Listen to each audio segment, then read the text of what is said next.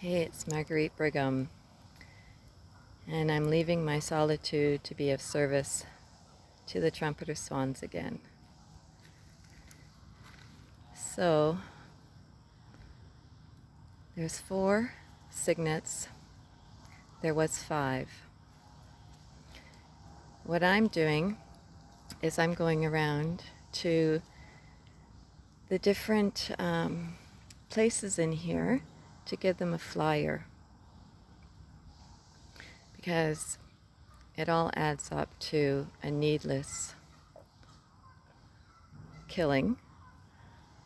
Like, the cygnets are this big already, right? I mean, they've already survived most of the summer, snapping turtles, everything else. And it was a cygnet was found in front of a woman's home that has a huge white dog, and she's been feeding them.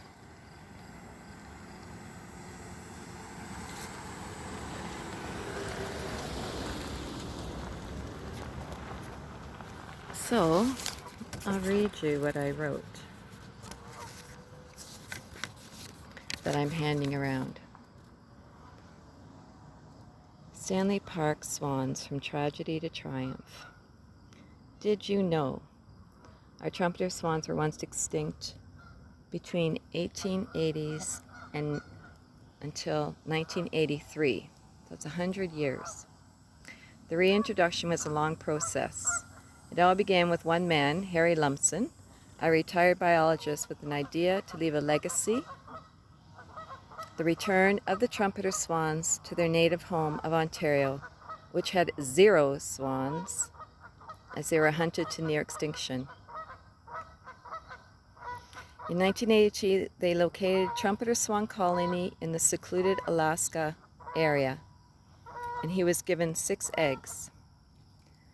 And then I write, have you ever wondered why there are swans in Erin? Sorry about that. What's going on here? My phone didn't like that. Then in 1983, the Toronto Star wrote about the efforts of Harry Lumsden to save the endangered trumpeter swans.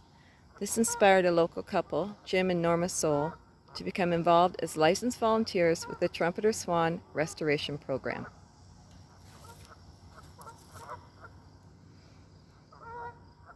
At that time, there was less than 300 swans in all of North America.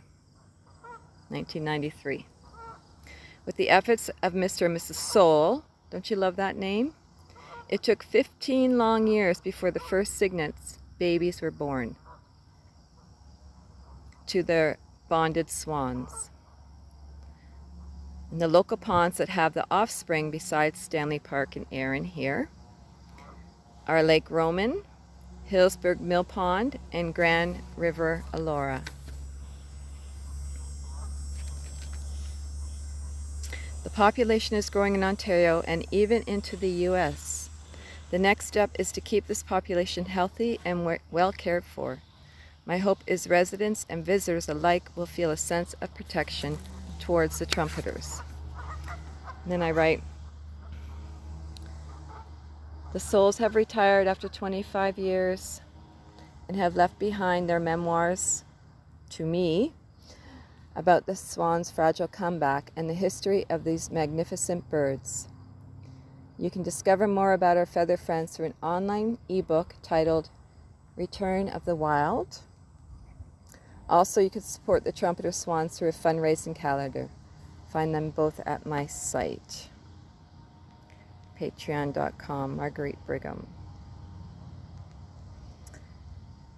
So last year's swan calendar is still available. It's a bit more about what's going on here.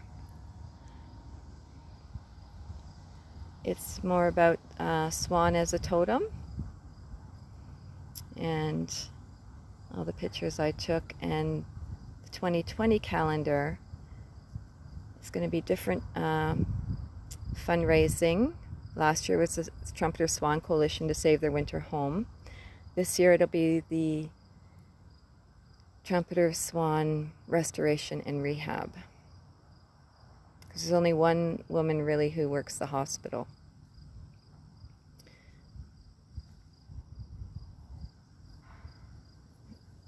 they aren't even bothered. See if I can get Mama really close up.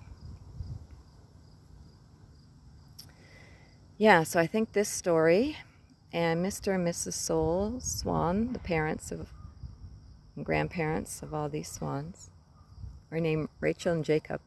So I'll have pictures of them in there too.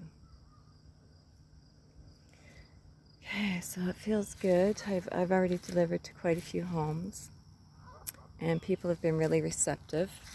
I'll start walking now as I go around the ponds, especially. Bye, guys. It's okay.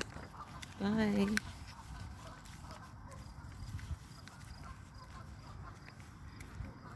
No, and yeah, people do. They love the swans. They've been taking pictures of them. And when I'm no longer here in Erin, then I know that the swans will be well protected and cared for. And that makes my soul happy.